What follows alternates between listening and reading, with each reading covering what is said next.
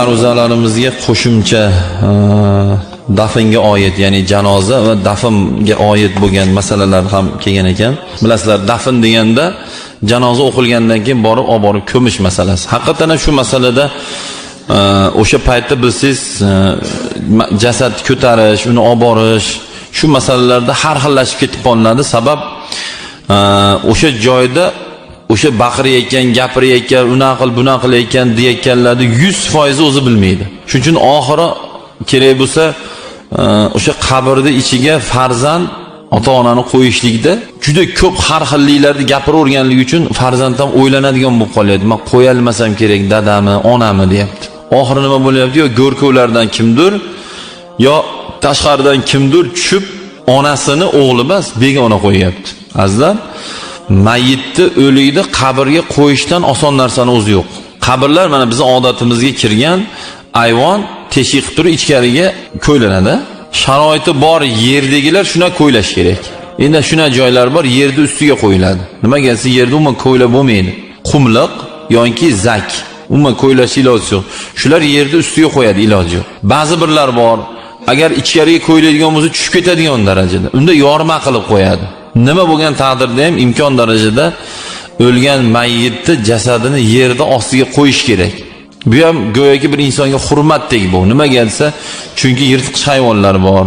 Oldin mana chiyabo'rlar ko'p bo'lardi, qabrlarni qo'ylab teshib kirganlarni eshitganmiz. Hozir aholi ko'payib ketib, buna joylar endi burchak joylarda qoldi, to'g'ri. Keyin hidlanish bor.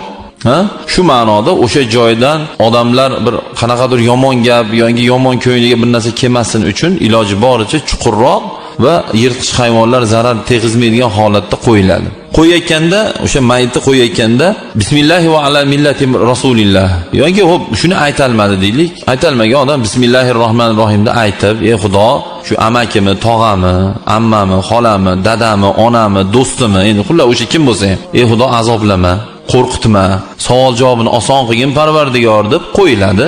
Odatda qo'yishga qulay bo'lganligi uchun oyoq tomondan beriladi. Oyog'i bilan qo'yib tortib ichkariga qo'yiladi.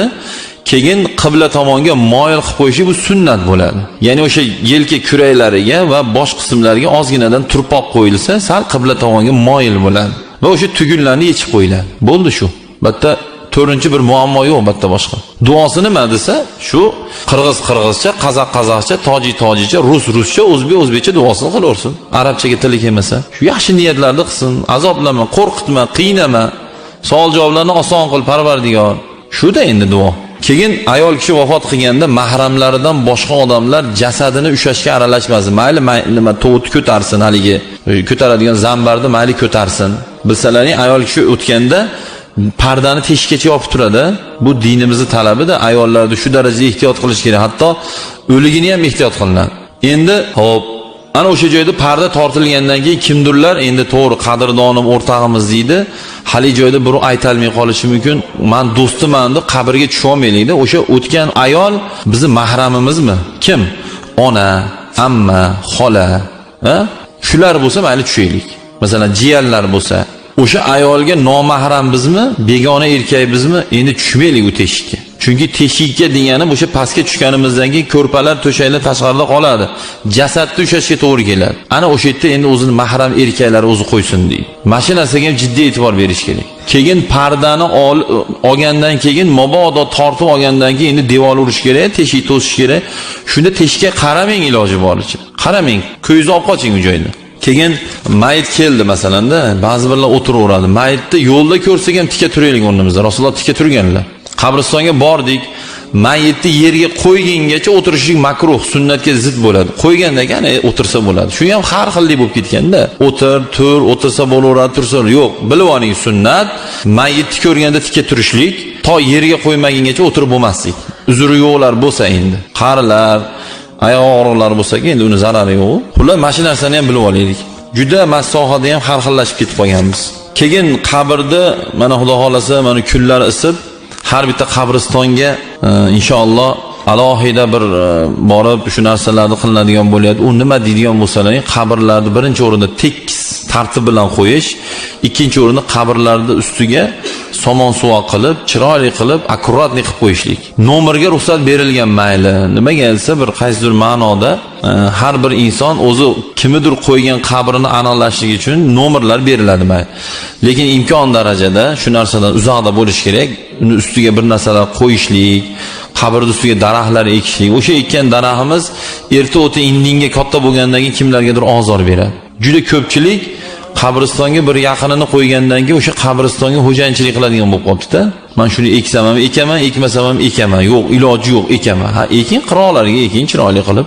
Iloji boricha uni ustiga tosh, g'isht, bir narsalar qo'ymaslik bu ham sunnatga muvofiq bo'ladi. Islom yulduzi kanali dunyoga mukammal nigoh. Keyin o'sha iloji boricha mana Rasululloh alayhisalom Taborak surasini qabr azobidan saqlaguvchi sura deb ham nom berganlar. Bu degani qabristonda bilsalaring ko'proq Taborak surasi o'qiladi. Shu suralarni o'qib qaytisham bitta chiroyli amal bo'ladi.